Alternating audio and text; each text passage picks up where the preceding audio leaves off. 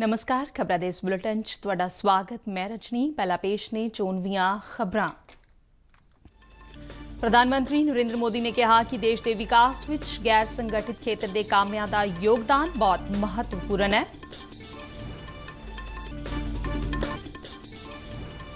ਸੰਕਟ ਮੋਚਨ ਭਗਵਾਨ ਹਨੂਮਾਨ ਜੀ ਦੀ ਜਯੰਤੀ ਅੱਜ ਭਰਪੂਰ ਸ਼ਰਧਾ ਤੇ ਉਤਸ਼ਾਹ ਨਾਲ ਮਨਾਈ ਜਾ ਰਹੀ ਹੈ।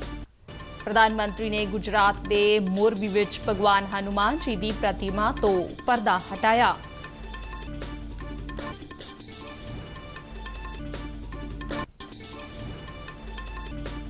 ਕੇਂਦਰ ਵੱਲੋਂ ਸ਼ੁਰੂ ਕੀਤੀ ਆਯੁਸ਼ਮਾਨ ਭਾਰਤ ਸਿਹਤ ਅਤੇ ਵੈਲਨੈਸ ਕੇਂਦਰ ਮੁਹਿੰਮ ਦੇ ਹੋਏ 4 ਸਾਲ ਮੁਕੰਮਲ।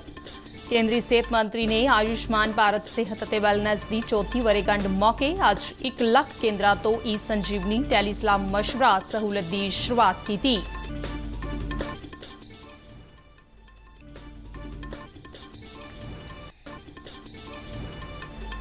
Arjan Singh memorial hockey tournament 18 ਤੋਂ 23 ਅਪ੍ਰੈਲ ਤੱਕ ਚੰਡੀਗੜ੍ਹ ਵਿੱਚ ਹੋਵੇਗਾ।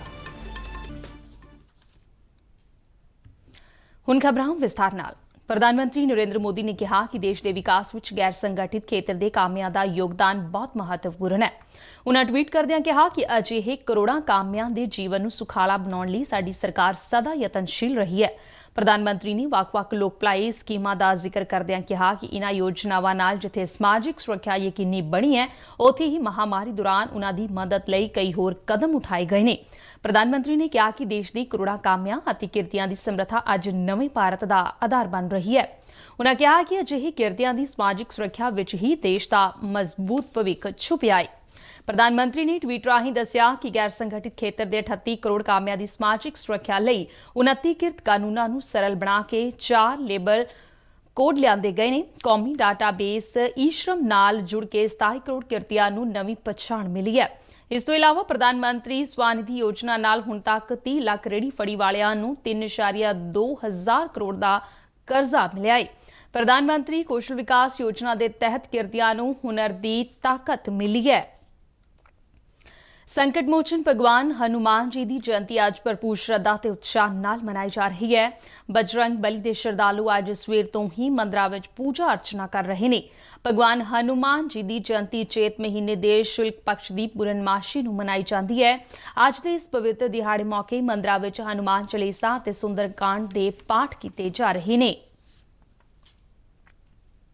ਪ੍ਰਧਾਨ ਮੰਤਰੀ ਨਰਿੰਦਰ ਮੋਦੀ ਨੇ ਕਿਹਾ ਕਿ ਦੇਸ਼ 130 ਕਰੋੜ ਲੋਕਾਂ ਦੇ ਸੰਕਲਪ ਨਾਲ ਅੱਗੇ ਵਧ ਰਿਹਾ ਹੈ। ਵਰਚੁਅਲ ਮਾਧਿਅਮ ਰਾਹੀਂ ਅੱਜ ਹਨੂਮਾਨ ਜਯੰਤੀ ਮੌਕੇ ਗੁਜਰਾਤ ਦੇ ਮੋਰਬੀ ਵਿੱਚ ਭਗਵਾਨ ਹਨੂਮਾਨ ਜੀ ਦੀ 108 ਫੁੱਟ ਉੱਚੀ ਪ੍ਰਤਿਮਾ ਤੋਂ ਪਰਦਾ ਹਟਾਉਣ ਦੀ ਰਸਮ ਅਦਾ ਕਰਨ ਮੌਕੇ ਪ੍ਰਧਾਨ ਮੰਤਰੀ ਨੇ ਕਿਹਾ ਕਿ ਆਜ਼ਾਦੀ ਦੇ ਅੰਮ੍ਰਿਤ ਕਾਲ ਨੂੰ ਅਸੀਂ ਹੋਰ ਉਜਵਲ ਕਰਨਾ ਹੈ।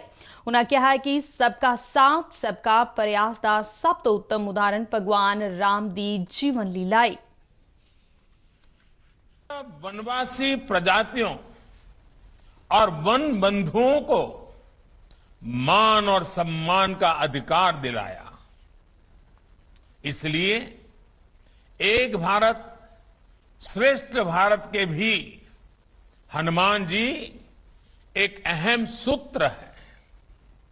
भाइयों और बहनों, इसी प्रकार राम कथा का आयोजन भी देश के अलग अलग हिस्सों में लगातार होता रहता है। ਚਾਰ ਧਾਮ ਪ੍ਰੋਜੈਕਟ ਤਹਿਤ ਦੇਸ਼ ਦੇ 4 ਕੋਨਿਆਂ ਵਿੱਚ ਭਗਵਾਨ ਹਨੂਮਾਨ ਜੀ ਦੀਆਂ 4 ਮੂਰਤੀਆਂ ਸਥਾਪਿਤ ਕੀਤੀਆਂ ਜਾ ਰਹੀਆਂ ਨੇ। ਇਸ ਲੜੀ ਤਹਿਤ ਅੱਜ ਦੂਜੀ ਪ੍ਰਤਿਮਾ ਤੋਂ ਪਰਦਾ ਹਟਾਇਆ ਗਿਆ ਹੈ। ਮੋਰਬੀ ਦੇ ਬਾਪੂ ਕੇਸ਼ਵਾਨੰਦ ਜੀ ਆਸ਼ਰਮ ਵਿੱਚ ਇਸ ਪ੍ਰਤਿਮਾ ਦੀ ਸਥਾਪਨਾ ਕੀਤੀ ਗਈ ਹੈ। ਹਨੂਮਾਨ ਜੀ 4 ਧਾਮ ਪ੍ਰੋਜੈਕਟ ਤਹਿਤ ਸਾਲ 2010 ਵਿੱਚ ਪਹਿਲੀ ਪ੍ਰਤਿਮਾ ਸ਼ਿਮਲਾ ਵਿੱਚ ਸਥਾਪਿਤ ਕੀਤੀ ਗਈ ਸੀ, ਜਦਕਿ ਦੱਖਣ ਦੇ ਰਾਮੇਸ਼ਵਰਮ ਵਿੱਚ ਤੀਜੀ ਪ੍ਰਤਿਮਾ ਦੀ ਸਥਾਪਤੀ ਦਾ ਕੰਮ ਨਿਰਮਾਣ ਅਧੀਨ ਹੈ। ਸਮੁੱਚੇ ਦੇਸ਼ ਵਿੱਚ ਮੁੱਢਲੀਆਂ ਸਿਹਤ ਸੇਵਾਵਾਂ ਨੂੰ ਮਜ਼ਬੂਤੀ ਦੇਣ ਦੇ ਮਕਸਦ ਦੇ ਨਾਲ ਕੇਂਦਰ ਵੱਲੋਂ ਸ਼ੁਰੂ ਕੀਤੇ ਗਏ ਆਯੁਸ਼ਮਾਨ ਭਾਰਤ ਸਿਹਤ ਅਤੇ ਵੈਲਨੈਸ ਕੇਂਦਰ ਅਭਿਆਨ ਨੇ 4 ਸਾਲ ਪੂਰੇ ਕਰ ਲਏ ਨੇ। ਸਿਹਤ ਮੰਤਰਾਲਾ ਮੁਤਾਬਿਕ ਆਜ਼ਾਦੀ ਕਾ ਅੰਮ੍ਰਿਤ ਮਹੋਤਸਵ ਦੇ ਜਸ਼ਨਾਂ ਤਹਿਤ ਅੱਜ ਤੋਂ 22 ਅਪ੍ਰੈਲ ਤੱਕ ਇੱਕ ਹਫ਼ਤੇ ਲਈ ਵਿਸ਼ੇਸ਼ ਸਮਾਗਮ ਕਰਵਾਏ ਜਾ ਰਹੇ ਨੇ। ਇਨ੍ਹਾਂ ਜਸ਼ਨਾਂ ਤਹਿਤ ਬਲਕਿ 17 ਅਪ੍ਰੈਲ ਨੂੰ ਸਾਰੇ ਸਿਹਤ ਅਤੇ ਵੈਲਨੈਸ ਕੇਂਦਰਾਂ ਵਿਖੇ ਯੋਗ ਦੇ ਸੈਸ਼ਨ ਆਯੋਜਿਤ ਕੀਤੇ ਜਾਣਗੇ, ਜਦਕਿ 18 ਅਪ੍ਰੈਲ ਨੂੰ ਬਲਾਕ ਸਿਹਤ ਮੇਲੇ ਲਗਾਏ ਜਾਣਗੇ। ਕੇਂਦਰੀ ਸਿਹਤ ਮੰਤਰੀ ਨੇ ਆਯੁਸ਼ਮਾਨ ਭਾਰਤ ਸਿਹਤ ਅਤੇ ਵੈਲਨੈਸ ਦੀ ਚੌਥੀ ਵਰ੍ਹੇਗੰਢ ਮੌਕੇ ਅੱਜ 1 ਲੱਖ ਕੇਂਦਰਾਂ ਤੋਂ ਸੰਜੀਵਨੀ ਟੈਲੀ ਸਲਾਹ ਮਸ਼ਵਰਾ ਸਹੂਲਤ ਦੀ ਸ਼ੁਰੂਆਤ ਕੀਤੀ। ਇਸ ਮੌਕੇ ਸਿਹਤ ਮੰਤਰੀ ਨੇ ਕਿਹਾ ਕਿ ਆਉਂਦੇ ਦਿਨਾਂ ਵਿੱਚ ਇਹ ਸਿਹਤ ਅਤੇ ਵੈਲਨੈਸ ਕੇਂਦਰ ਹੈਲਥ ਸੈਕਟਰ ਵਿੱਚ ਵੱਡੀ ਕ੍ਰਾਂਤੀ ਲਿਆਉਣਗੇ। ਉਨ੍ਹਾਂ ਦੱਸਿਆ ਕਿ ਸਮੁੱਚੇ ਦੇਸ਼ ਵਿੱਚ ਹੁਣ ਤੱਕ 1,17,000 ਤੋਂ ਵੱਧ ਕੇਂਦਰ ਕੰਮ ਕਰ ਰਹੇ ਨੇ। ਸਿਹਤ ਮੰਤਰੀ ਨੇ ਕਿਹਾ ਕਿ ਸੰਜੀਵਨੀ ਰਾਹੀਂ ਆਮ ਨਾਗਰਿਕਾਂ ਨੂੰ ਟੈਲੀ ਸਲਾਹ ਮਸ਼ਵਰਾ ਸਹੂਲਤ ਮਿਲੇਗੀ, ਜਿਸ ਨਾਲ ਉਹ ਦੇਸ਼ ਦੇ ਮਾਹਰ ਅਤੇ ਉੱਘੇ ਡਾਕਟਰਾਂ ਤੋਂ ਸਿਹਤ ਸੰਬੰਧੀ ਸਲਾਹ ਲੈ ਸਕਣਗੇ। ਮਾਂਡਵੀਆ ਨੇ ਕਿਹਾ ਕਿ ਇਹ ਪਹਿਲੀ ਵਾਰ ਹੈ ਜਦੋਂ ਪ੍ਰਧਾਨ ਮੰਤਰੀ ਨਰਿੰਦਰ ਮੋਦੀ ਨੇ ਵਿਕਾਸ ਨੂੰ ਸਿਹਤ ਨਾਲ ਜੋੜਿਆ ਹੈ। विदेश मंत्री डॉक्टर एस जयशंकर ने कल संयुक्त राष्ट्र के सकत्तर जनरल एंटोनियो गुतरस नाल यूक्रेन ते रूस दरमियान जंग के आलमी प्रभावां बारे चर्चा की।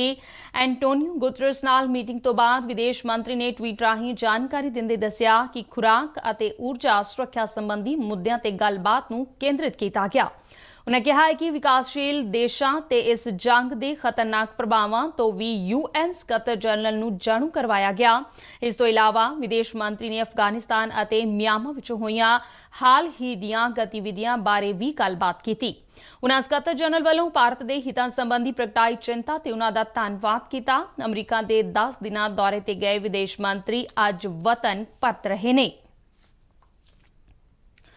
अखिल भारतीय विद्यार्थी परिषद के 7 दहाकियां की यात्रा नूं दर्शाउंदी पुस्तक या ये यात्रा नूं रिलीज़ किया गया। दिल्ली के अंबेडकर इंटरनेशनल भवन विच RSS के जनरल सकत्तर दत्तात्रेय होसबले ने पुस्तक जारी की। इस मौके साबका चोन कमिश्नर सुनील अरोड़ा, संघ के प्रचार प्रमुख सुनील अंबेडकर परिषद के कौमी प्रमुख शगन भाई पटेल और कौमी जनरल सकत्तर निधि त्रिपाठी भी मौजूद सन। समागम ਨੂੰ ਸੰਬੋਧਨ ਕਰਦਿਆਂ दत्तात्रेय होसबाले कहा है कि इस पुस्तक का प्रकाशन कोई अपने गुणगान करना नहीं, बल्कि इसका उद्देश्य अगले वर्कर्स ਨੂੰ काम की प्रेरणा देना और विद्यार्थी संगठन के फलसफे ਨੂੰ विकसित करना है। विरासती शहर पटियाला विच 19 अप्रैल ਨੂੰ इतिहासिक किला मुबारक विखे हैरीटेज उत्सव करवाया जाएगा। पटियाला जिले के डिप्टी कमिश्नर साक्षी साहनी ने दस्सिया कि पंजाब सरकार वालों नौजवान पीढ़ी ਨੂੰ वडमुली विरासत, सभ्याचार ਅਤੇ विरसे बारे जानकारी देने के उपराले वजों पटियाला शहर इस उत्सव की मेजबानी करेगा। इस दौरान पटियाला फाउंडेशन वालों शाही समाधन तो किला मुबारक तक एक हैरीटेज वॉक भी करवाई जाएगी, जिस विच स्कूली विद्यार्थियों वालों भाग लिया जाएगा। इस उत्सव विच बच्चों वालों गिद्धे और भंगड़े की पेशकारी की जाएगी। उत्सव विच दस्तकारी वस्तां की प्रदर्शनी भी होगी। पिछले दिनी पटियाला विच एक नौजवान के कतल के मामले विच गैंगस्टर विरोधी टास्क फोर्स ने मुखदोशियां नूं गिरफ्तार कर लिया है। टास्क फोर्स के मुखी ADGP प्रमोद बान ने जानकारी दी कि परमिंदर सिंह पिंदा के कतल केस विच लोड़ींदे मुखदोशियां हरबीर सिंह नूं उत्तराखंड के देहरादून और तजिंदर सिंह नूं पटियाला तो काबू किया गया है। ADGP ने गैंगस्टरां नूं सख्त सुनेहा दिंदिआं कहा कि ਉਹ माड़े काम छड्ड के मुख धारा विच वापस आउण, नहीं तां कानून मुताबिक कार्रवाई नूं यकीनी बनाया जाएगा। उन्हां नौजवानां नूं समाज विरोधी अंसरां दे झांसे विच ना आउण दी अपील करदिआं पढ़ाई अते करियर ते ध्यान देण लई कहा। जम्मू कश्मीर के बारामूला जिले में अतवादियों ने कल एक सरपंच की गोली मार के हत्या कर दी। पुलिस वालों दी गई जानकारी मुताबिक बारामूला के गोशवुग पिंड विच अतवादियों ने सरपंच मंजूर अहमद बंगूरू नूं गोलियां मार के गंभीर जख्मी कर दिता, जिस तो बाद उसनूं जिला हस्पताल लिजाया गया और डॉक्टरों ने उसनूं मृतक ऐलान दिता। सुरक्षा बलों वालों इलाके नूं घेर के अतवादियों की भाल की जा रही है। उपराज्यपाल मनोज सिन्हा ने अतवादियों के इस कार्य की करड़ी निंदा की है। पीड़ित परिवार नाल हमदर्दी जाहिर करदिआं उपराज्यपाल ने कहा कि दोषियों खिलाफ जल्द ही सख्त कार्रवाई की जाएगी। तीजा marshal of air force Arjan Singh memorial hockey tournament 18 तो 23 अप्रैल तक चंडीगढ़ विखे करवाया जाएगा। रक्षा मंत्रालय वालों जारी बयान मुताबिक इस टूर्नामेंट में हिस्सा लैण लई भारत और 12 देशों दी टीमां नूं सद्दा दिता गया है। इस टूर्नामेंट में royal Canadian, Malaysia, Bangladesh, Sri दी एयरफोर्स हॉकी टीमां वालों भाग लिया जाएगा। मंत्रालय ने कहा कि एयरफोर्स के मार्शल अर्जन सिंह का हॉकी की खेड प्रति जनून बेमिसाल सी। हवाई फौज में उन्हां दीआं सेवावां बारे मंत्रालय ने कहा है कि जंगां विच ही नहीं बल्कि खेडां दे खेतर विच अर्जन सिंह हवाई योद्धियां लई प्रेरणा दे स्रोत ने। ਇਸ ਦੇ ਨਾਲ ਹੀ ਖਬਰਾਂ ਦਾ ਇਹ ਬੁਲੇਟਿਨ ਖਤਮ ਹੋਇਆ। ਮੈਂ ਸਟੂਡੀਓ ਤੋਂ ਮਾਸਕ ਲਗਾ ਕੇ ਬਾਹਰ ਜਾ ਰਹੀ ਹਾਂ ਤੇ ਤੁਸੀਂ ਵੀ ਕਰੋ ਬਾਹਰ ਨਿਕਲਣ ਲੱਗੇ ਮਾਸਕ ਜ਼ਰੂਰ ਪਹਿਨੋ। ਦਿਓ ਆਗਿਆ। ਨਮਸਕਾਰ।